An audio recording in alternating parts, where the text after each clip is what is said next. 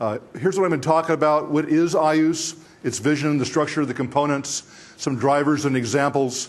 What are the payoffs and outcomes which have already been realized and which are certainly to be realized in the future? And then finally, again, based on that, why we are here. I begin with the vision.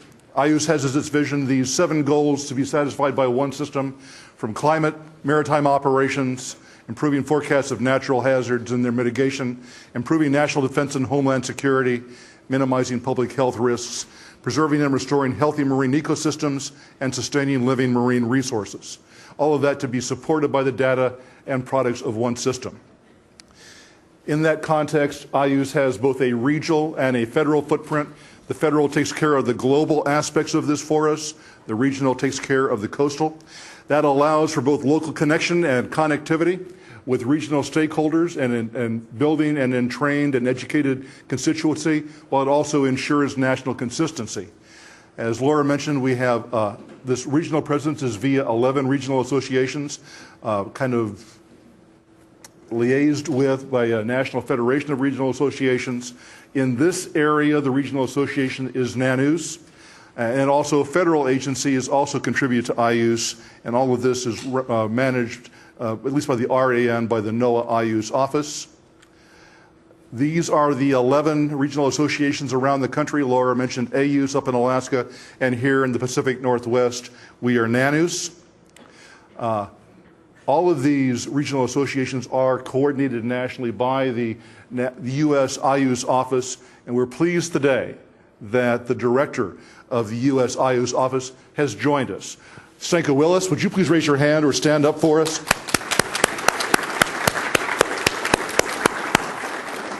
Thank you, my friend, for coming here today to see this.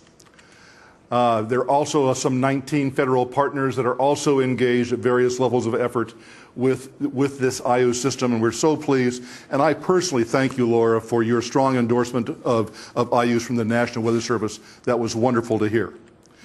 IUS itself is a system of systems consisting of observations, distributed data management and communications, modeling, analysis, and products, education and outreach, and again stressing the fact that all of those are prioritized and driven by our users.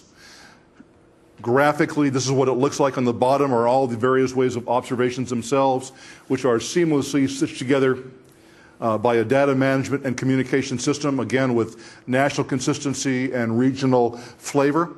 Modeling and analysis systems to ingest, as Rob mentioned, are going to be inherently sparse data, extended spatially and temporally with models and then putting out products.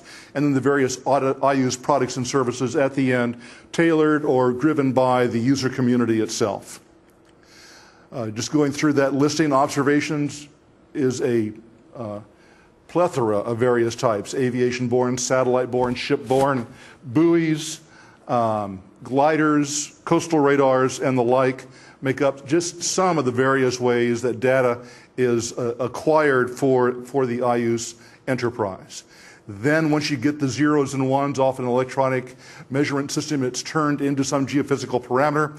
Those are then quality controlled and put into various types of products via the data management and communication systems that delivers the data to users. And finally, we have a strong component of education and outreach because, first of all, the necessity of an informed constituency to drive this process forward both nationally and regionally is paramount, and we need to make sure that our children are fully informed about the necessity of having a competent ocean observing system for them and their children. Looking at some of the drivers that drive this, I'm just going to go through some examples. I'm going to go high level to specificity. Marine operations, which is a powerful component in the Pacific Northwest. We are a maritime region of the country with strong connections to the global economy and the Pacific Rim via ocean trade. IUS and the data promotes safe and efficient marine operations, supports Coast Guard search and rescue, and informs offshore energy planning and operations. Looking at some examples, the Coast Guard clearly has a need for quality data and prognostic data for search and rescue operations. Some of those data come from high-frequency phased array radars on the coast, and Oregon has a very excellent example of that run out of Oregon State with Mike Cosrow. And then taking those data and ingesting in the various types of models that can then be utilized on a regional scale to provide products, in this case, for wave danger or search and rescue operations. Climate, the same kind of thing. The Integrated Ocean Observing System serves to support the regional climate status and trends. Why is that? Because climate change in an ocean sense is going to impact humans as a species where the ocean meets humans, and that's in the coastal regions. We also provide national climate experts with our regional measurements and provide coastal communities with more accurate estimates of trends. As an example, with climate change, marine ecosystems are highly sensitive to climate variation. An example of I guess I would say collaboration. We can use various types of ocean acidification sensors on, I will call them buoys of opportunity, and certainly in NANOOS, the collaboration with PMEL is an excellent example of that.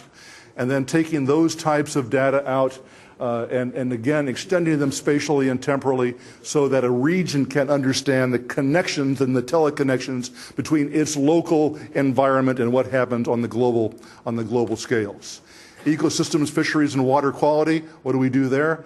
Certainly we're there to minimize potential harm from harmful algal blooms, hypoxia, both regional threats here on the West Coast, as is ocean acidification.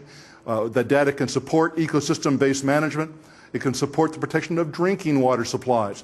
Part of the thing we're talking about here, of course, is that the Great Lakes is part of this national IU system, and we can also assist public health officials and others via easy access to data access. As an example, speaking of drinking water, some 40 million people depend on the Great Lakes for their drinking water supply, and the Great Lakes are part of this enterprise. So what do we do there? Well, we have various water quality monitoring buoys that can measure water quality both in the Great Lakes and in our coastal oceans. And then we can put out products, here looking at something like a red tide or a harmful algal bloom, all of which are informed and enabled by the IUS system, that is, data to communications to products to put out a warning for people. Coastal hazards, clearly we're well aware of that. What has happened in Japan, and then the implications and the actions of the tsunami here on our West Coast. But for coastal hazards, we support the Coast Guard against search and rescue, as well as promote safe and efficient operations and warn people about this type of thing. We're here on the West Coast, clearly the impact of ocean waves, winter storms, and the gradual erosion of this has a profound effect on lives and property. IUS can go out and actually measure changes in that and then model the impact of local waves or distant waves from a tsunami. Here's an example of NANOOS where that, you'll hear more about this later, where those types of data can be made available to the public in easily accessible forms, and this is clearly a life or death kind of product as far as its implications are concerned. Coastal and marine spatial planning, get to the end of these drivers if I might. Again, supporting all of these kinds of different operations to, in this case, inform offshore energy planning and operations, which will allow for multiple uses of a marine environment while minimizing potential conflicts.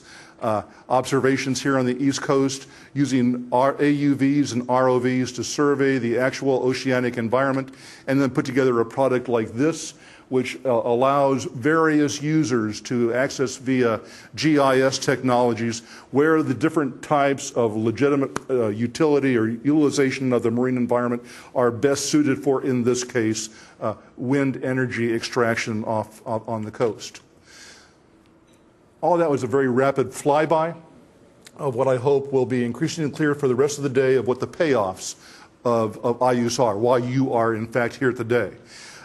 This allows for increased efficiencies of data access. It provides local connections with national coordination. There's a tremendous amount of leveraging. You'll hear more of that in Jan's talk in a minute, as well as providing linkage of existing assets into this system, much along the lines of what Rob was talking about, one-stop shopping, where it doesn't really matter where those data are coming from.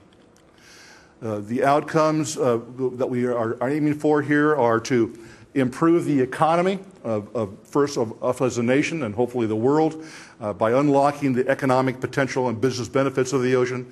Safety, as I've mentioned here a couple of times, to help ensure our citizen safety, security, both on the coast as well as at sea, and environment. IUS and the data therefrom is key to protecting our environment for future generations. Looking at the economy here, just some examples of how IUS can do that. Shipping routes, from the global sense, the teleconnections between the ENSO monitoring and the Parada monitoring arrays in the Pacific have a direct impact on the long-term seasonal trends for people in Iowa who need to know whether they should plant cotton or soybeans that year. Those are driven by the interconnectivity of our planet.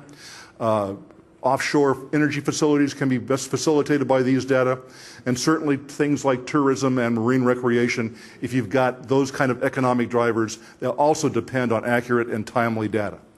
The environment seems to be fairly self-explanatory, but just quickly, we need to understand what the impacts of climate change are. There are, in fact, insults to the environment, as Laura mentioned, such as Deepwater Horizon. We need to know where those trajectories are going to go. Even things like groundings here in the Columbia Bar, wherein tidal heights and density differences have a profound impact on the decisions of when to cross that particular stretch of water to prevent grounding of very large tankers going into Portland, as well as that last one here, toxic algal blooms, again, a powerful problem on our coastal regions and now, unfortunately, making its way into some of our urbanized estuaries out here in the Pacific Northwest. Safety, obviously better weather. Laura did a superb job in explaining how understanding the ocean environment, the heat engine of the planet, enables better weather predictions, including hazardous weather. Search and rescue clearly are going to be benefited by having accurate data. And on a homeland security or national security, IUS is part of the common operational picture that's going to make sense to military and Coast Guard people, but just understand it's necessary. The environment is a venue through which all the other information passes. So, finally, why are we here? We're here to educate and inform you, and to be educated and informed by you. Especially important today is those of you who have not yet been part of this enterprise. Thank you for coming. It's important that you're part of this. We need to hear from the users, as I mentioned earlier, both to understand what they're doing and how we're doing is helping them, as well as what we need to do it better. That has a secondary benefit to us. To those of you who are not yet trained in this process, I want you to hear today how important it is to us that we are, in fact, user-driven. And finally, for those agencies, state, local, tribal, and federal, and their regional components, if you're not yet engaged with us here in the Northwest, please do so. And do so by understanding that by becoming part of this colloquium, this collaborative enterprise, we can increase the efficiency of your operations, we can increase the economy of how you do business, and we can do this in a collaborative fashion by leveraging what already exists. Thank you very much. This has been the overview. For the rest of these talks today, we're going to drill back down into that, and to begin that for the Pacific Northwest, it is my distinct pleasure to introduce my friend, my colleague, and the Executive Director of NANOOS, Jan Newton. Thank you.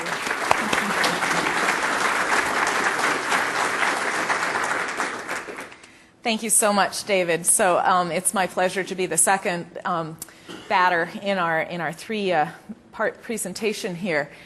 And so David gave you an excellent view of what IUS is all about and the national scale. And you saw many national examples. What I'm really going to focus on with you now is delivering observations in the Northwest region.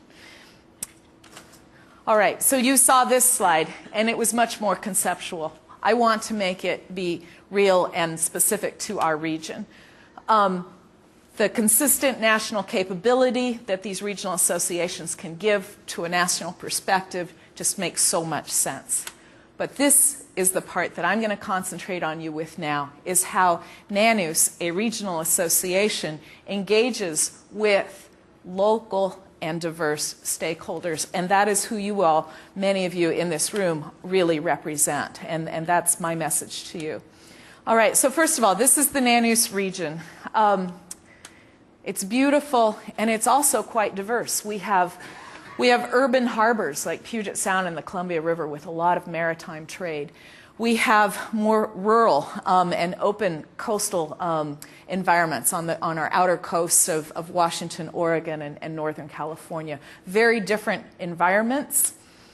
We also have an enormous number of very real, sustained human interactions with these environments. Humans are part of this ecosystem. This is not distinct.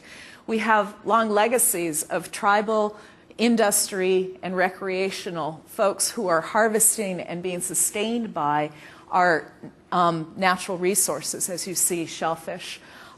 Some of our conditions offshore are some of the most dangerous out there, as you can see by this Coast Guard vessel. We have very active geological processes in our area, as you see by that lower graphic and the communities perched there. And the other element there showing the girl interacting with the fish trap is that we're in this ecosystem together, and it is our understanding, our common understanding of how best to nurture it, that we truly nurture our nest. So this is the diversity of the NANOOS region. But we also have the fortunate opportunity to use a lot of very exciting techniques, as you've been hearing about and as many of you are involved with, technologies that give us insight to those regions. The coastal HF radar that we have along part of the coast, primarily in Oregon. Buoys and gliders. This one happens to be off of La Push. But the one thing that I want to emphasize is that when we do things, we don't just do one item on a buoy. This one happened to be funded by a foundation through the University of Washington. We've partnered with NOAA PMEL to put their sensors on them. There's also an autonomous glider that goes around the buoy. We've partnered with the Pacific Ocean Shelf Tracking System to put receivers that detect salmon migrations. So we're really making an integrated ecosystem level observing system and optimizing the information we get out from it. This is our goal. And of course the diverse techniques that we have for understanding our shorelines, and this is one of NANOOS's early successes, was that the state of Oregon and the state of Washington, through two state agencies, DOGAMI, the Oregon Department of Geology and Mineral Industries, and the Washington Department of Ecology came together, and instead of just doing things their own idiosyncratic way, said, let's do this in a common manner so that we can make assessments along the coastline together. So we've already had some really good success stories, but the question that faced us as we started to stand up NANOOS is, how do we deliver observations to the Northwest region? What and for what purpose? By whom and how best? Okay, those are challenging questions. This is not a trivial item. Well, what do you have to start with? You have to start with the people, right? So that engaging with our diverse local stakeholders. I know you can't read this, but what this represents is the, at present, 45-member governing council that NANOOS has engaged with and who have signed our memorandum of agreement. And I just want to put a plug in that if you want to be a NANOOS member, it is free, it is legally non-binding, but it does require your signature, and memorandum and agreements are in the back of the room. Amy Sprenger there can help you with one, and you can be part of our governance structure. This governance structure is real. This isn't just happenstance up here. These are people who attend meetings and give us input, help us to define priorities. These are color-coded because I wanted to show the diversity. We have industries, we have tribal as well as federal, state, and local governments. We have nonprofits, and we have academic and research institutions. And you know, sometimes you've heard IUS is being labeled, oh, it's just an academic exercise. It is not. It is very, very well integrated, and certainly here in NANOOS we are extremely proud of that. That group of individuals and the governance structure that we've worked out in a democratic fashion with representational executive council they help us every year we write a proposal, identify where are our priorities, NANOOS doesn't want to recreate the wheel. We don't want to do things that people are already doing. We want to be that glue or that helpful bit that can take a need and get it in a way that's going to serve one of our stakeholders, one of our members, in a way that's more efficient and more effective, okay? That takes everybody's input to identify it. I might not come up with the right idea, but those 45 people definitely will. This list that David went over, maritime operations, ecosystem impacts and assessments, fisheries, biodiversity, coastal hazards, and climate, was in the very first multi-year proposal that we submitted to the National IUCE office.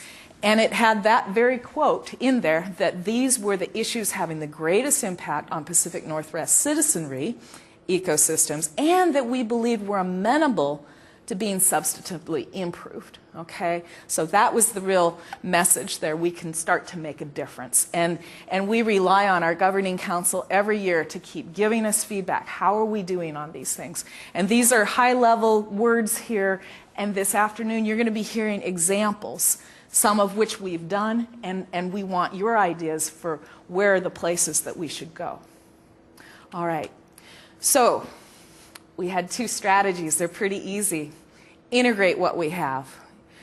And that doesn't mean just the widgets. That means the people. That means the technologies. So let's bring together what we have. We've been mentioning partnerships all morning, and we thrive on partnerships. I don't think partnerships are something to do just because budgets are tight. I think partnerships are the right thing to do regardless of the budget, because that's where you get the synergies, that's where you get the good cross-fertilization of ideas, that's where you get the efficiencies.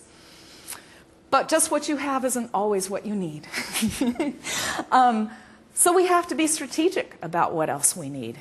And we link those back to those priorities, okay? That's a cycle that's really been working well.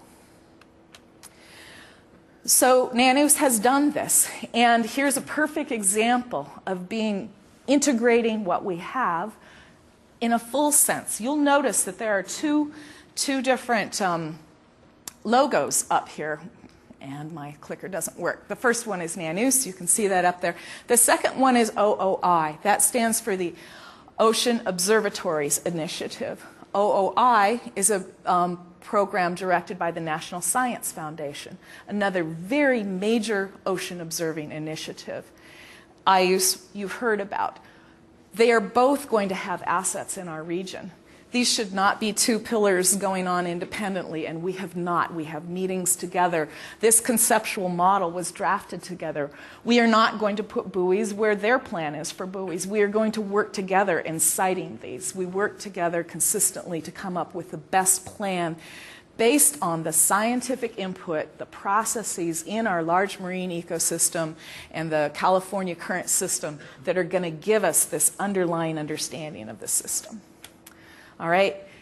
By doing that, that enables NANOOS to be as efficient as we can. We always need more. We always request more than what we get that there's budget for, but we can really sharpen and hone in on, okay, you know what? There was no measurement off of La Push, Washington, and we went after that. And we went after it in a creative way. We went through a foundation. We leveraged the heck out of everything. But these are the kinds of things we can do.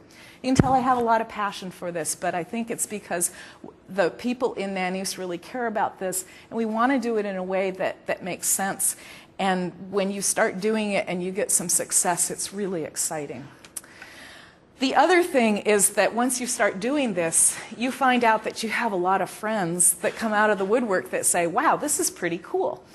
What this map is showing you are dots. Each one of those dots is an observing asset. They're color-coded, okay?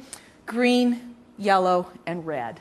The NANOOS, the NOAA IUCE office funds the RAs to do observations as well as all of those other services. And you can see that if there were green dots on there, that would be funded 100% by the NANOOS, the NOAA IUCE office. Yellow is funded partially, and red is funded 0%. Okay? There are no green dots on here, but you see an awful lot of yellow and red dots on there because we've got people who have, never even heard of NANOOS, but they see the data delivery system that you're going to see in just a few minutes, and they'll say, wow, we want to be part of that. That's a great idea. So we're already integrating these things. So this extreme level of leverage and linkage so that now you don't just go to one place to get one kind of data in another place, and Jonathan will tell you more about this, but you're seeing an overall composite picture. All right, how do we organize our people? People is what gets things done, right? And so people have different capabilities and perspectives. So NANOOS has established 3 standing committees in addition to our observational component. One is our Data Management and Communications Committee, and Steve Usakai and Emilio Mayorga, Steve from Boeing and Emilio from UW, are co-chairs of that committee in our audience with us today. They lead an amazing team from a diversity of places, OSU, OHSU, state agencies, a team that works together on how to do all that data stuff that I don't have a clue how to do. And David and I take great pride that we have no idea how to do that stuff. We have another group, the Education and Outreach Group, and Amy Spranger in the back is our Education Outreach Specialist here in Washington State. She's joined by another person, Sarah Mikulak, in Oregon, and they collectively work together with another committee chaired by Nancy Hunter of Oregon Sea Grant, who is working towards what are the education and outreach needs, okay?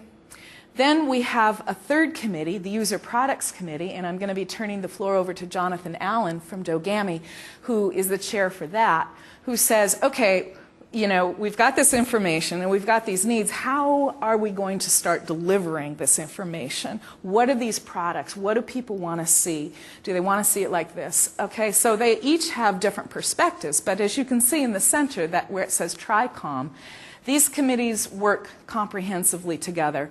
Some people are on 1 or more, or 2 or more committees.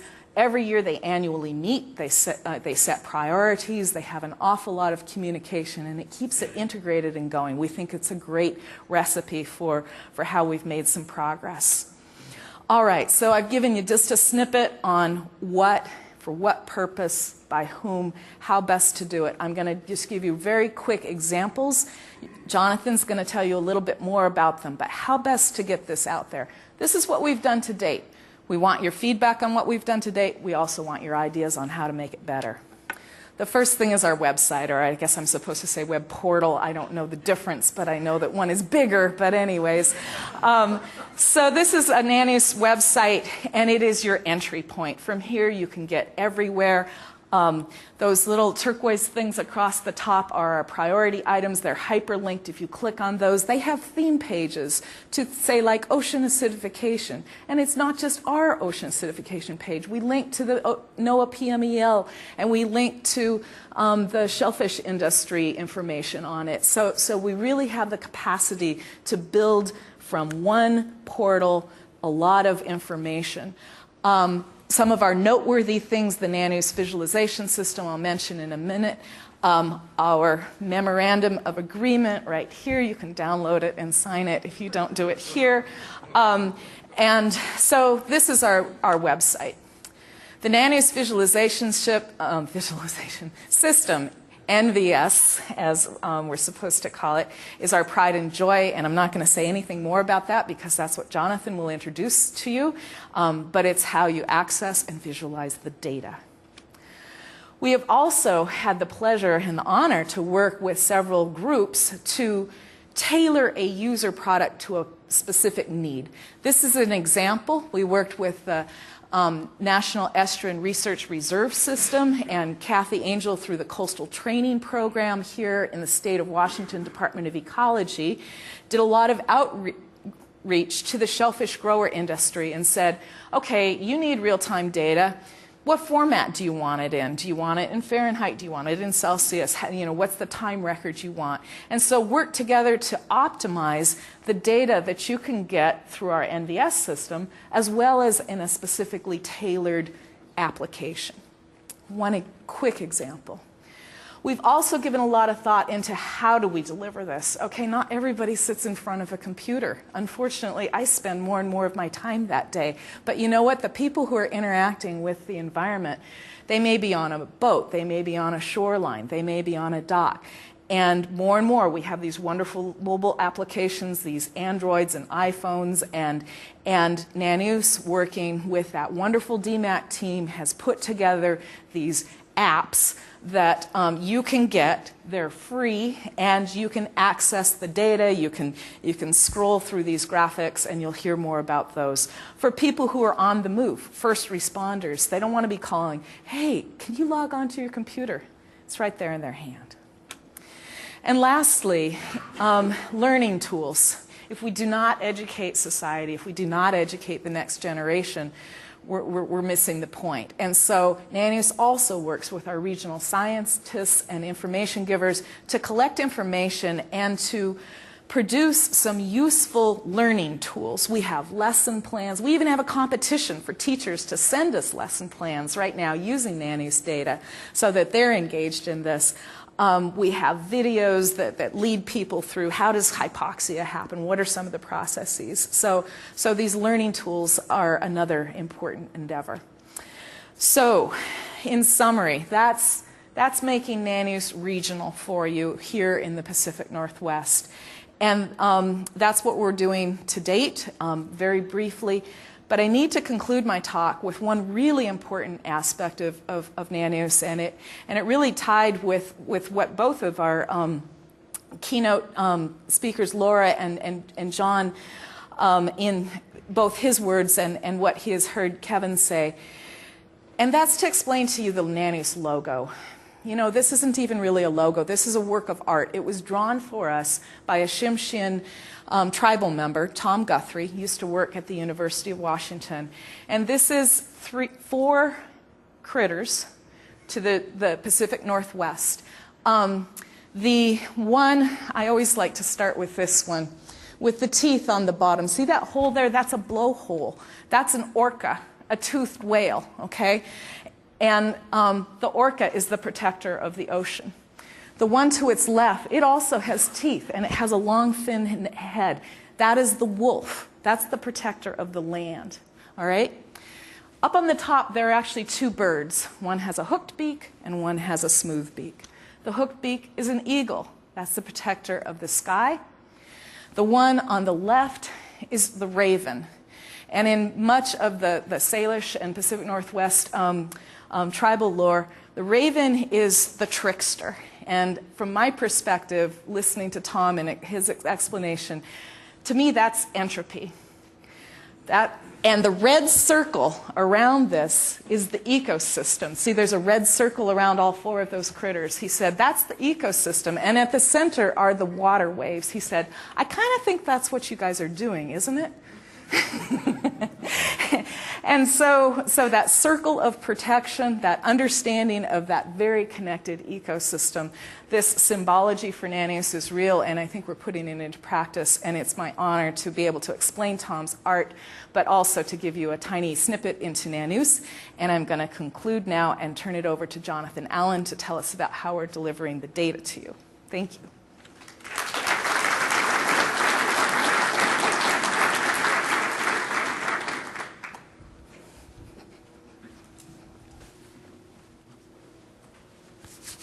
Thanks, Jan. So I have the pleasure of talking a little bit about visualization, which is kind of ironic because I'm a sand guy and spent a lot of time pounding the beaches and yet have worked with a core team of, I should say, the privilege of working with a core team of folks within NANOOS who have actually been instrumental in integrating a lot of the different data sets that we have out there and developing the platform that we see today in terms of delivering information to folks. So what I'm going to talk about is a little bit about where we were a few years ago and where we're at today, and some insights in terms of where we might be going down the line in the future. And we've heard so far today that one of the key components of iUse and NANOOS in general is the acknowledgement that, several years ago, a decade ago, access to information was being accomplished through multiple venues, multiple data streams, multiple sites.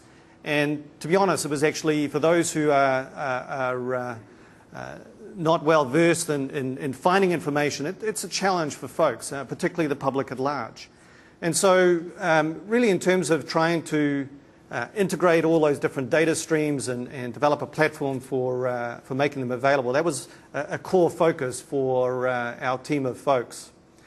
So a key need then is to be able to seamlessly deliver all these different types of data products from both open ocean, estuarine, terrigenous sources, things like that, throughout the NANOOS domain, integrating across both cross-border, so working with folks up in Canada, as well as within adjacent regional ocean observing systems in the south and up in the Gulf of Alaska. And that's quite a challenge when you think about it, drawing together all these different types of data streams that are out there. NANOOS currently provides access to something on the order of 40 to 50 different types of variables. These are the different types of parameters, the waves, the winds, you name it. And in total, we're actually serving something on the order of 160 assets, and that includes both models as well as gliders and other in situ expand radar and things like that. So it's a tremendous suite of data variables and in situ assets that are available throughout the Pacific Northwest, all in one type of visualization system. The overall goal here, obviously, is to improve people's awareness in terms of situational awareness of conditions. That's obviously very important. The National Weather Service features very highly in this particular area. And it's critical to operations of many organizations that serve the public out there. So improving access and understanding of these different types of environmental conditions is also a critical element with what we try to do. And obviously, over the short to long term, building up the data streams, both short-term, long-term data series, is absolutely paramount in terms of our understanding of the short to long-term changes that we witness along our coastline. So these are the overall goals towards ultimately improving our understanding of climate variability, safety, particularly in the Pacific Northwest with our extreme wave environment, operations in order to accomplish day-to-day activities, and then critically improving resource management for those state agencies and federal agencies that have important roles in these particular areas that hopefully when brought together will help in terms of overall regional productivity. So that's kind of the overall sort of visualization of where we were several years ago in terms of trying to integrate all these different types of data streams. The challenge obviously is, as we see in this room here today, is that clearly there are many different stakeholders out there, and every one of us have different needs and in terms of being able to access information of particular types. And that's quite a challenge for us as a team trying to figure out ways in which to actually make these data available. So through a lot of sort of visioning in the early years and discussions with multiple folks, we identified sort of critical elements that would actually form the backbone for the NANOOS visualization system. That is, we need to be able to seamlessly deliver information. It must be accurate. It must be of sufficient temporal, spatial resolution to meet all those different user needs. And clearly, ultimately, the final step, meeting individual needs or agency needs. So within that sort of scheme of things, we identified sort of 4 key requirements. Interoperability at both regional and national level scales as well as at the global level. We must have a reliable mechanism for ingesting the suite of data that's out there, and then obviously developing the tools and mechanisms for making that available through models and applications and so on. And so based around that, we settled on essentially a very simple interface, a Google Maps type portal that revolves around really 3 core components. That is providing information on current conditions, making daily forecasts or forecasts out through several days available, and then obviously access to historical data. And it's the latter point there that is an area that we're actually working on as we move forward in time here on. Jan showed this image earlier, and it just highlights the ARCUs that we are developing within the Pacific Northwest. Obviously, there's a federal backbone here, which is based around the NDBC buoys, the National Ocean Service tide gauge stations that are strewn along our coastline. But there's also other parameters, the satellite-based imagery that's being collected for the Northwest. And so the challenge was actually how you go about integrating these widely disparate data sets and data streams into one mechanism. What we settled on was this really quite neat interface, the NANOOS visualization system, or NVS, and it's based around multiple assets with key icons indicating the types of instruments or payloads that are out there, ocean observing type ones, land-based systems and things like that. And there are multiple parameters that are being presented and made available through this type of system. I'm also showing as a backdrop here is a composite 1-month satellite imagery of water temperature over the past month here in the Pacific Northwest, and not surprisingly it's all cold, so there's nothing terribly interesting to identify there. But it just highlights this capability of being able to visualize and overlay multiple types of data streams in one portal. And this was something clearly we never had before. So this is my one complicated slide.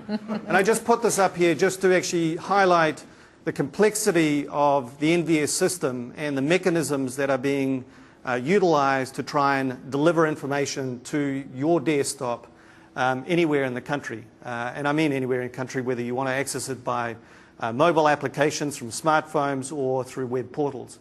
But ultimately it starts with the data assets that are out there in the ocean, delivering information via a harvester that goes out and sucks in that data, processes it based on a database, and then it's being delivered through a portal or through other types of delivery systems, and then ultimately reaching your smartphone or your desktop. So it's a very complicated process, and there's a lot of different elements that are being, or that are coming into play through this process. And over the years, we've actually built in mechanisms that as one part of the system fails, someone is immediately notified through their cell phone that we can then go back and try and identify where that problem is. So there's some redundancy being built into the system as well to try to alleviate downtime, which periodically does happen. So within the NVS systems, you have, again, access to multiple information. Here's an example. This is showing WaveWatch 3 forecast, highlighting a very strong storm system.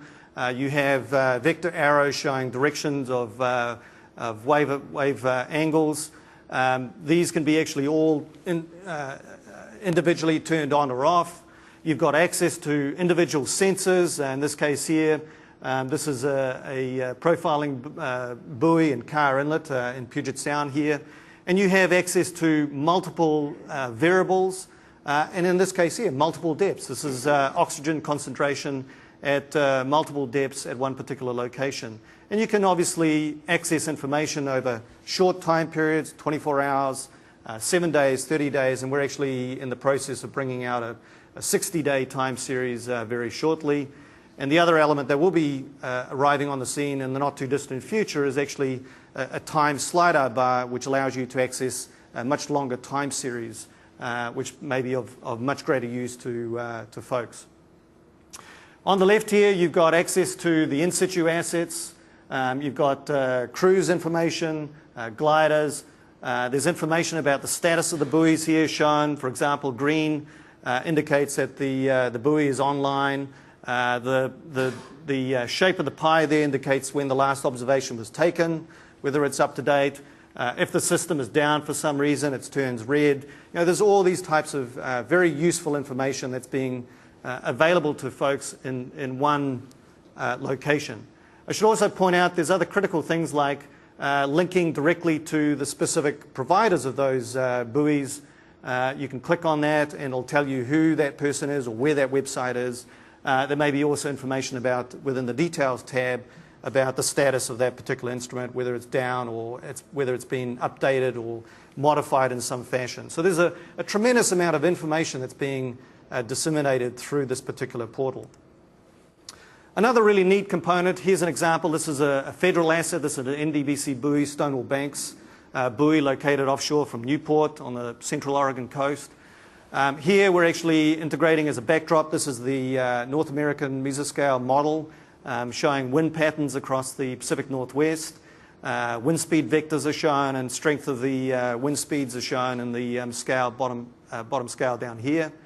At the particular buoy station, we're providing information about the current wave conditions at this particular, this is wind conditions at this particular location. And this is actually in the comparator tab, where we're actually overlaying information or model information for that particular site. And it's being updated on a daily basis as the model is improved, as more information is being provided there. We can see the level of skill of the model in terms of predicting the conditions out through several days, and it's changing obviously as the day goes by. So this is a pretty neat capability within the NVS system. You have access to other types of numerical models out there. There's a high resolution Oregon State University WaveWatch model, which integrates much higher resolution bathymetry. There's the Pacific Basin WaveWatch model. It's operated by NOAA. So there's a lot of other types of data sets and variables that one can access through this particular system. Another element is actually, that presents challenges, obviously, is how you deal with taking casts of transit casts at particular locations. And this is based on prism cruises done in the Puget Sound region, developing in a longshore plot of changes in dissolved oxygen at depth at different locations. And you can see a particular area here down in the bottom of Hood Canal where very low oxygen levels are being achieved compared with out in the open Puget Sound region. So it's another tool within the NVS system that can be accessed by folks. So that's kind of where we're at the moment. Where we're going, and going back to my second slide, acknowledging the range of stakeholders that are out there, this obviously presents real problems for us because, clearly NVS has reached a stage now where it's actually fairly complicated in terms of the amount of information that's available to folks. So the approach we're taking now is to try to develop more focused applications, and so we call these NVAPs, or NANOOS visualization applications. And these are now being targeted at specific user groups. So for example, two NVAPs that are currently available is the Beach and Shoreline Mapping Portal, which I'll show a little bit about in a minute. And just recently we released in November the Pacific Northwest Tsunami Evacuation Zones, providing information about inundation from both local and distant tsunami events. Other portals that are actually in the making at the moment, we're looking at developing a Maritimes operations portal, a situational awareness where you actually will have current conditions of particular parameters that may be of interest. And then there are other more significant developments such as the integrated data access system, allowing for access to much longer time series of data, being able to customize and develop your own plots and comparisons of multiple parameters. And then also through a collaboration with the CMOP, Coastal Margin Center, we're actually working with them through their Data Explorer to again allow for more simplified access of multiple variables and from multiple sites through a simple user-defined portal. Here's an example. One of the NVAPs, this is the beaches NVAP, showing in this particular case, these are stations along the coast here and down in central Oregon, showing a time history of changes changes on the spit here, the current conditions in black, and eventually, the indications are that this particular site down through here will probably breach, potentially opening up a hole into Netarts Bay, which could obviously have ramifications for example, the shellfish growing industry that's based in Netarts Bay. So these are the types of things that could be delivered as well as longer time series of this particular location. I just skipped over one slide.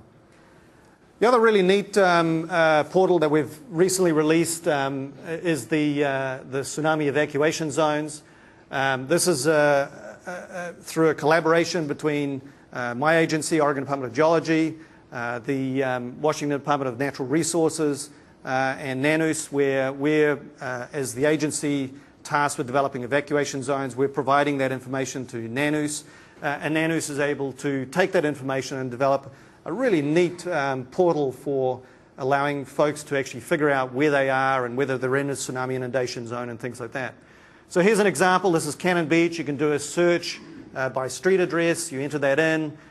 Based on the shaded polygons, it tells you whether you're in an evacuation zone or an inundation zone associated with a local Cascadia, which is the bright yellow here, showing the maximum extent of inundation for this particular location versus a more distant tsunami that may inundate obviously a much smaller area. I point out that one of the neat things about this particular portal is that we're actually directly linked to the Alaska Tsunami Warning Center, and as information bulletins are released through them, it's automatically being updated on the NANOOS portal. And here's an example where we had an earthquake, 6.9 this morning, down near Vanuatu. Alaska Tsunami Warning Center issued a statement, information statement saying that basically everything's okay, there's no tsunami likely to be generated with this type of event, everything's hunky-dory. So this is one of the other sort of neat mechanisms about this type of interface. We can actually bring in lots of different types of overlays, identifying critical facilities.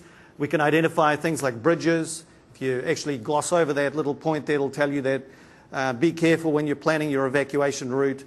This bridge could be damaged in an earthquake. You know, things like that people would not normally think about, but we can actually provide that information through this type of portal.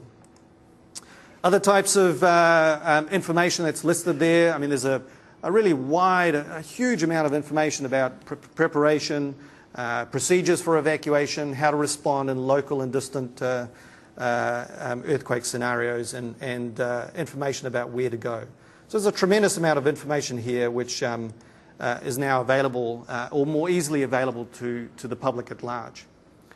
Significant amount of development and time and effort has also been directed at developing applications that are going to be able to or are available for smartphones. It's very clear that smartphone technology is really probably the way of the future, and increasingly a lot of the information that we're seeing on desktop type applications will become more available through these types of smartphone apps.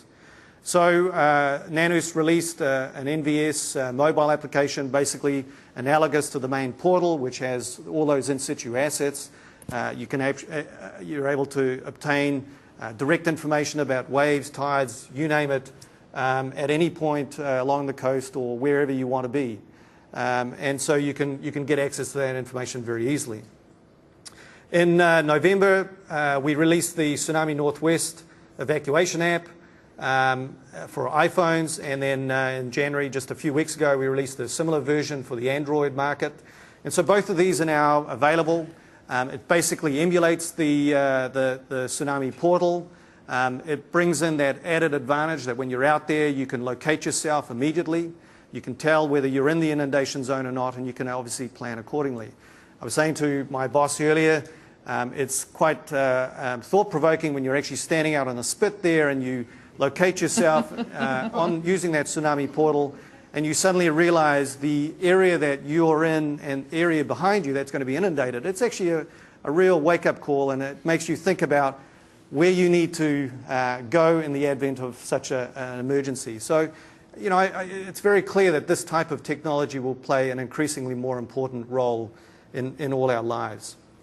And I'll just finish up by saying that within this portal, it has, you know, essentially every capability that you see within the actual main website is being emulated here. You can control elements of, you know, in terms of backdrops. You can control the degree of shading or transparency, things like that. You've got access to brochures, the PDFs themselves that are produced by the state agencies responsible for that. You can turn on and off markers and all that sort of stuff. So there's a lot of features within this particular tool that you can manipulate and control and utilize. So one of the great things to see about a slide like this, which is attempting to capture the usage trends of the NANOOS portal and website over the past several years, it's great to see that we're indeed growing. I'll point out that these black lines are sort of averages for those years there. And clearly you see a lot of spikes as incidents happen along our coastline, and it generates interest. And here's an example. March 11th, we saw a very dramatic rise in the number of people wanting to access the NANOOS NVS site in terms of trying to find out information, whether it be information on water levels or the tsunami inundation zones or things like that. But the neat thing to see is that over time, we actually are growing. We're growing slowly, but it's happening, and it's very exciting to see, certainly in the last year or so, a significant uptake in interest in the NANOOS system. So it's very encouraging in that respect. And I'll end there. Just last comment. I mean, I think we've done a remarkable job in a very short period of time. I'm excited to see some of the potential future technologies that NANOOS can actually help and hope to utilize better. And I think certainly providing we remain integrated and are able to maximize that to the best of our abilities, I see some exciting new opportunities and products for the NANOOS region as a whole. Thank you. Thank you. So stay up here. Okay, so we have time now for a panel. So I'm just going to ask the three of us. Jonathan, I just wanted to ask you to explain one last thing on here, which are those little arrows there. Oh, I'm sorry, I didn't mention that. So in addition to obviously viewing and viewing the plots themselves, and two things I'll mention. One is if you click on that little magnifying glass on the bottom right-hand corner, it'll pop you up into another page which shows a bigger image of that particular plot. And then the other components is that obviously you can actually download that information in a variety of formats by clicking on each of these little bottom pointing arrows. In the longer term, being able to access much longer time series is the direction that we're heading. And I'm confident that we'll be able to at least provide annual, if not maybe slightly longer time series in the not too distant future, which will be an exciting new development for NANOOS as a whole. Great. So let's take our chairs over here. And we're right at 11:30, right on time. So we actually have about 20 minutes for a question and answer session, if you have one for us. Yes.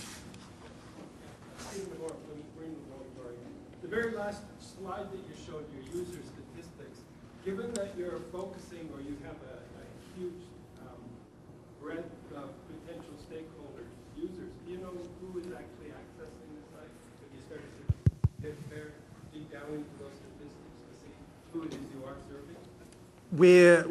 We're getting there slowly. That's an area that we've been thinking about quite a bit over the last couple of years, is to try to make a better assessment of who our end users are. And at this point in time, we're reliant on emails and traffic like that are informing us of things that may be breaking down, etc., and how they may be using products. We utilize obviously Google Analytics to some degree to make determinations about how much usage is going on, how many page views, very simple statistics. But you're really limited in terms of, at least correct me if I'm wrong, but you're really limited in terms of, through those mechanisms, determining who the actual users are.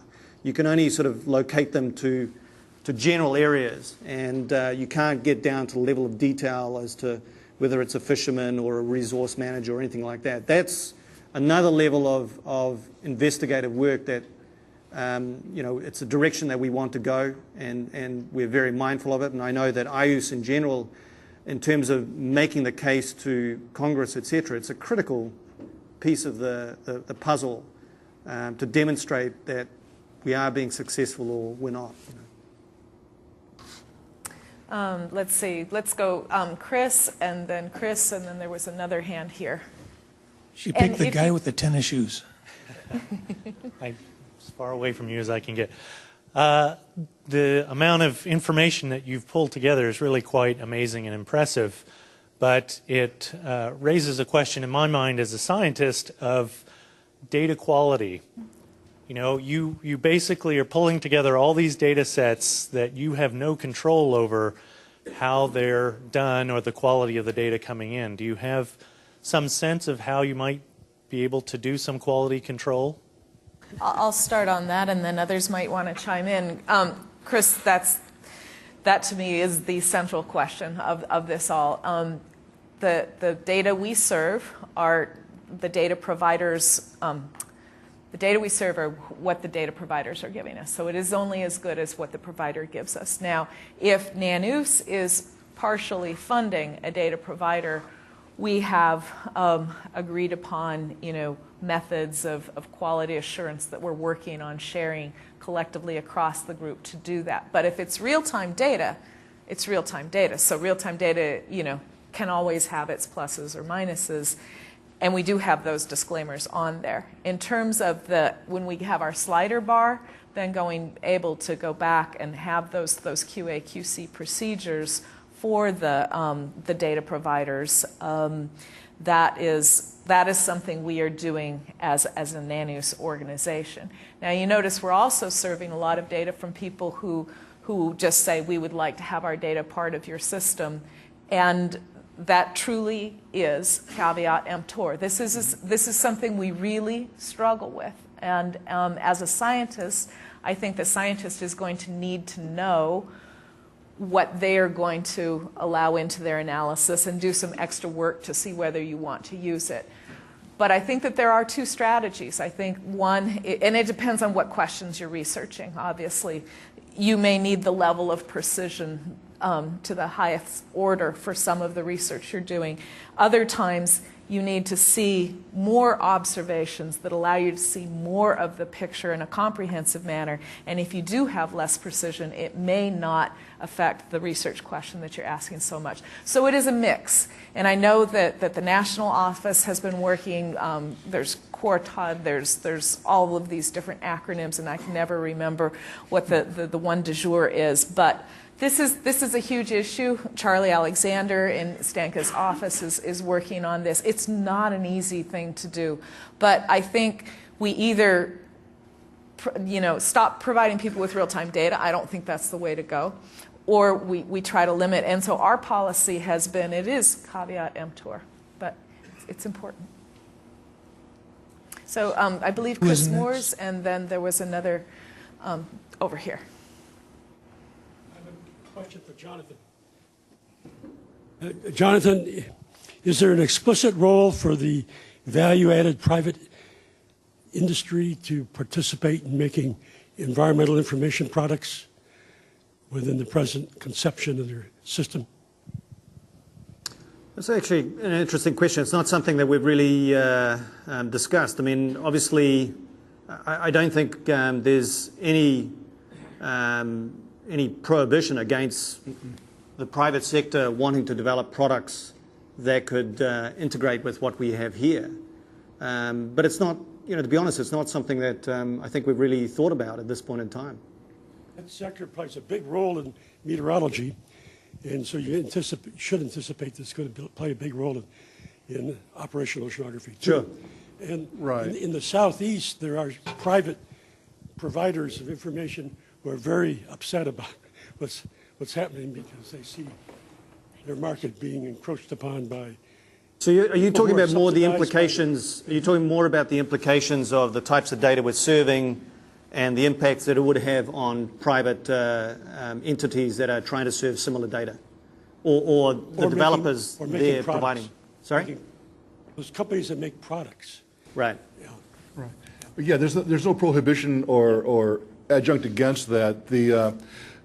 These, for the most part, are data which are provided by U.S. taxpayer dollars in general. Those are provided. The American public can have access to those, and that's what we're doing. The next step that you're talking about, going from that to AccuWeather, whatever that analog might be in the Northwest Pacific Ocean, I don't believe has occurred yet, but there's nothing preventing that if there's a market and an economic engine to drive such a product. My opinion is that ought to be explored because it could be an important component of economic development. Yep. Would you like the weather service to comment on that? Absolutely.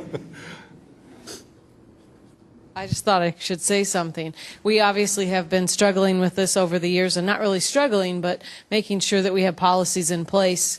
And one of the policies is the fair weather policy. That's our private-public partnership policy to make sure that the information we have, the public can take and then add to it. So it's the value added that we need as a part of building our weather-ready nation. We have to have the private sector right beside us, I guess, symbiotically exploring our information and producing products that will help save lives and property. So it's definitely something I know the climate community is struggling with now as well.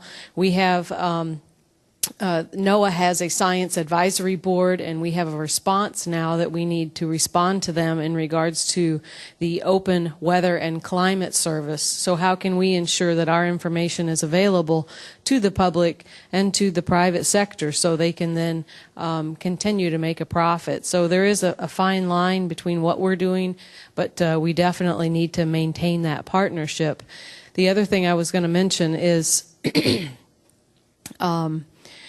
we have to instill that partnership and make sure that we aren't infringing upon the private sector's ability to make a profit. At the same time, there was one key element I had there, and I just lost it. So, thank you. Fair weather, yeah, the fair weather policy. We are updating the fair weather policy. We're in the process of updating that. And so that's the point I was going to make. So thank you. It's a partnership, and we have to continue to explore those avenues. To follow, I mean, is there a policy in fair weather you do something, and in bad weather you do something differently? I don't understand what the fair weather means. That's just the name of the policy. It's the fair weather policy, so it's our public-private partnership. Has nothing to do with the actual weather. The way I was going to respond to that is that you need to have these relationships established before the severe weather comes, so you can make sure that the information is going out to the right folks. Another thing, what I was going to say was, we have some individuals, some private entities that will give us the information. We do the quality control on it. And then by having that NOAA meatball on there, or that NOAA stamp of approval, it actually makes the information more valuable for them to then take and do the value-added information. So, We have a question over here. Yeah, this is might be a follow-up question for that. I'm a developer for a private company, and when I look at this, I think it's great. You got a lot of data on there, a lot of data for somebody who's never seen it, and I think you're seeing that when you're doing your applications now that are more targeted and focused towards groups. How can I get this data as a developer? I don't want the graphs. I want the data. Is there a way that I can pull this data into my application so you guys don't have to write every focused application? I'm sure there is. But it's not. I'll turn it over to my colleague Emilio Mayorga, who's in the back there, who may be able to better answer that for you. We can't hear you, Ed. Yeah. We'll need a microphone, so because we are recording this, so it's very important for us to. The answer is yes. It wouldn't be obvious from, sorry. So the brief answer is yes. We have data services that would do exactly what you're interested in. That wouldn't be apparent by just looking at NVS, because the audience for NVS is users. So talk to us. We have, I don't want to go into details here because of the diversity of the audience, but we have a couple of options. They're fairly new, and we're still careful because we have limited resources and we don't want to be flooded by a request that brings down our servers, but definitely talk to us. That's part of our mission. Make the data available, integrate it, and make it available. Thanks, Amelia. There's a question in the back, and then one here as well. This question would be for Jan. Yes? I represent the fishing industry at the federal level and state of Oregon. And this information looks very encouraging to the fishing industry. And I guess there's no limit to how this could possibly help the fishing industry. My number one concern is it looks expensive. And I was wondering what threats or possible opportunities exist in the future for long-term funding of this process? This, you guys are asking all the easy questions. Data quality, data sharing, and long-term funding. So IUS was set up to be a sustained system. That was what Congress called for in 1999 and what was enacted in the authorization. Sustained federal dollars are only as good as federal budgets, so that's no easy nut to crack. We believe, we have faith that the IUS program will continue, that this will continue to be part of the nation's effort going forward. We heard this morning some very strong statements about the importance of this. What will that funding level be? NANOOS's revenues each year are right around a couple $1 million. Will that float up to 4 or 5 where we could be doing a lot more? Will it regress to $1 million where we're going to have some really, really tough decisions and I don't know what we're going to do? I don't know. Those are our national questions to answer from our Congress. But I will say that part of engaging with you all is that you speak to your Congress people, you speak to your legislators and the folks who make those decision policies. If we have things that are making a difference in jobs and the economy and safety, and people hear about that, and they hear that it is cost effective, that's the kinds of things we need to hear about. And when David and I and others go back and we talk to members on the Hill, it's amazing. Both sides of the aisle say, yes, this is good. But our nation is in great uproar in terms of what to do about the economy. But they have to hear that this is important and that it matters to folks like you. It really is important. Just a few seconds on that. One of the reasons we've been striving so diligently for now 8 years with NANOOS to build an informed and educated constituency is for that very reason, is to be able to carry a coherent message which is true and which speaks to the efficiency and the collaborative benefits of this approach to meeting federal regional agency needs while serendipitously meeting the regionally focused needs of our people. This is what we believe is the most cost-effective way to do that. And so thank you for being here to hear that story and to hopefully carry it with you when you leave. And I will also add very quickly that it doesn't just have to be the feds funding this. That's another thing. If people think that this is an important idea, I think IUS was really thought of as public-private partnership, and so really trying to pull that out. Right now we have one funding source. But we could improve that base, and we have the means to have fiscal responsibility and ways to allocate that in a way that gives you the kinds of things that you want. So that's another business model that we should definitely be exploring. Stenka. So on the sustainability, I wanted to let you know a couple key things in the progression of USIUs that, yes, I do think it is sustainable. First, the legislation that was passed in March of 2009, it'll come up for reauthorization in a year from now, and we're going to need everybody's support to get that reauthorized. It's important to have that legislation. Secondly, the program started as a congressional earmark, and it really got the program going. But in 2008, it became part of the president's budget, and that is a big milestone to make it a sustaining program. The lead federal agency is in NOAA, and therefore there are 2 lines that you can see in the federal budget that talk at a national level for IUS and at the regional level for the IUS. And I think it's very important to note that 75% of the funding for this program does not stay inside the federal agency, in this case NOAA. It comes out to support this regional enterprise, which we are absolutely committed to keeping going and educating and advocating for how mission critical this is. This is not just a nice to have extramural research program that are critically important in the research perspective, but it's mission critical to the mission agencies, the Coast Guard, who relies on it for their search and rescue, and you heard from NOAA this morning, and our other federal agencies, the Army Corps, who the Bill Berkemeyer is here representing the Army Corps, and that sustained partnership. The other thing that you should know is that we now have opened a 5-year partnership with all of our regions. It's not a year-to-year proposal process that we do. We are now in the second year, or this fiscal year, of a 5-year partnership to show that commitment to, in this case, NANOOS and the other 11 regions. So for those reasons, and we are committed to the sustainment of this, but as Jan said, we need your support and in real terms of how it helps you from an economic perspective, a safety perspective, and helping you do what you do every day, because that's, that's our mission. So thank you. I believe there's 2 more questions, one here, one over there. Thank you.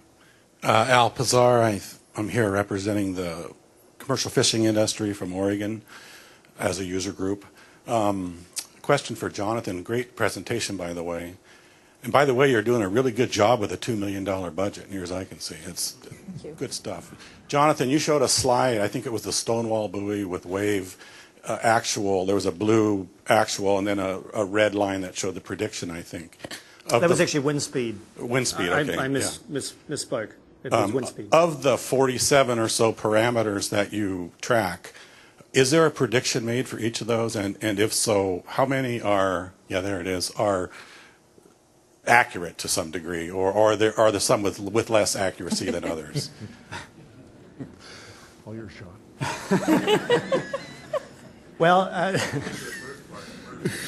so to answer the first part, for most of certainly all the NDBC buoys that I'm aware of, correct me if I'm wrong, Emilio, and any station that's showing meteorological parameters, there are both observational and model values for that location that are being derived from larger scale models. And in this case here, we're using the NAM model to provide predictions of wind conditions at that particular site going out over multiple days. But then the other neat thing about that is that over time, those predictions are changing based on trajectories of storms, etc. As the conditions are changing, the models are being updated and being reflected accordingly up here. I'm sorry, what was the other part of the question? Of the 47 parameters, how many have predictions? I couldn't answer that directly, but as I say, certainly all the oceanographic stations where the fundamental parameters, waves, direction, frequency, winds, pressure, things like that, there will be, for the most part, I'm pretty sure there are model predictions of those locations. But not all 47 have model results associated with or tied with them. And the accuracy of the ones that you provide? The accuracy is the challenge. I mean, you can clearly see in this case here, the initial forecast made on the 29th had fairly significant deviations relative to the measured. But over time, as the system got closer to that location, the model estimates are improving. And so they're getting better. But the actual accuracies, I couldn't tell you the numbers. I mean, that's something you have to dig down to look at the individual models themselves. So we're relying on, in this case here, federal models. So WaveWatch 3 or the NAM model. And there will be accuracies associated with those. But clearly, as time changes, they'll vary. There are a few oceanographic readings that fishermen would really like to know about predictions. Sure. Upwellings, dissolved oxygen, some of those. Do you make predictions for any of those based on your data as it comes? There are model predictions for ocean upwelling. We do make, for example, we have a Fisher's web page that provides information on the ocean circulation patterns, primarily temperature, integrates ocean currents, and that's all being driven by a numerical model that was developed at Oregon State University, Karapov here, those are being, those models are obviously being fed by in situ observations at different locations to help calibrate that model. Let's come back to this for the fisheries session, because this is a really good topic, Al, and I'm hoping that people can see there are 3 different weighted lines there. Each of those is a different day's prediction, and what Jonathan was saying is the one that's very fine wasn't as good. As time goes by, it gets better. There's a question, Bill, and then Timmy, you had your hand up. Bill Berkmeyer with the Army Corps of Engineers, and 2 questions. One sort of mechanical. This NVS, which I think I looked at when it first came out, and it's like really advanced from then. And is it transportable? I think, I mean, I don't know about the other regions, but it's the most sophisticated thing I've seen. And is it transportable, and is there interest in it? So the answer to that is yes, and again, I'll defer to Emilio in the back there, but yes, we have transported it, the basic programming interface, to other regions. So very cool, and I'm interested in that. The other thing is the tsunami prediction, because this is where it looks like NANOOS is actually doing something that the state, under state aegis or something. And so is that where people go in the state for their tsunami information? Is that like the single place? Which then puts NANOOS, you got to be there because this is where people are going. So sort of what is, whose role is that, and is that one that NANOOS has now taken on, the official tsunami? We're not warning, no. Bill. So 2 answers to that. One is we're not warning people. David's absolutely right there. We're just utilizing information from, in our case, the primary warning center is the Alaska Tsunami Warning Center that feeds directly into our portal. And we just provide that information, and folks can actually link to that particular site through the tsunami portal. The other component is the primary responsibility of all tsunami inundation modeling and mapping is the state agencies within Washington and Oregon. It's their responsibility. And in Oregon's case, it's my agency, Oregon Department of Geology. And we're in the process of actually completely redoing all our tsunami inundation evacuation maps for the entire Oregon coast, which were done originally in the mid-1990s. And based on new earthquake source parameters, new technologies, we're updating those maps, and we're making those overlays available through a collaboration with NANOOS. And Washington DNR has a similar approach as well. We got to be wrapping this up. We should be wrapping this up, but Timmy has the microphone. Just a quick question. Timmy Van with NOAA, and in recognition of the fact that we're at world headquarters of Microsoft and graciously hosted by Microsoft Research, and saw a nice presentation by Rob Fotland on some of the applications that Microsoft is developing on the research and tech development side.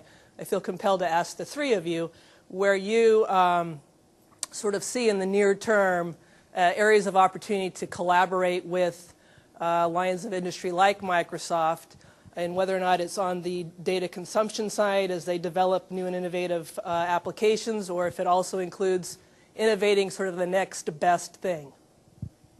Timmy, that's an excellent question, and that is actually one of the very strong impetus for why we wanted to have this meeting here with Microsoft Research and explore with Rob and his team. We will be largely exploring this tomorrow in a session, tomorrow morning. But one of the things that we know that Microsoft Research has been doing is this 2-way. Everything you're seeing here is very much one way, right? And we know that there's a lot of people, whether it's citizen scientists or just folks out in the field with observations, they want to be able to get stuff up there. So I think the sky is the limit for the kinds of developments that we want to do. But when we, through Ralph Rayner's leadership, we're exploring how and where to host this. To be here at the guest of Microsoft Research was a strong impetus because we see that there's lots of potential here. So with that, I think I would like to thank our speakers, but also recognize that we are just telling you what so many of the people of NANOOS have done. And I would also like to thank our host, Microsoft Research, because that is who is treating us to lunch right now. So thank you. We're adjourned for lunch. We'll see you again at 1. It's far too big of a question. Each year, Microsoft Research hosts hundreds of influential speakers from around the world, including leading scientists, renowned experts in technology, book authors, and leading academics, and makes videos of these lectures freely available.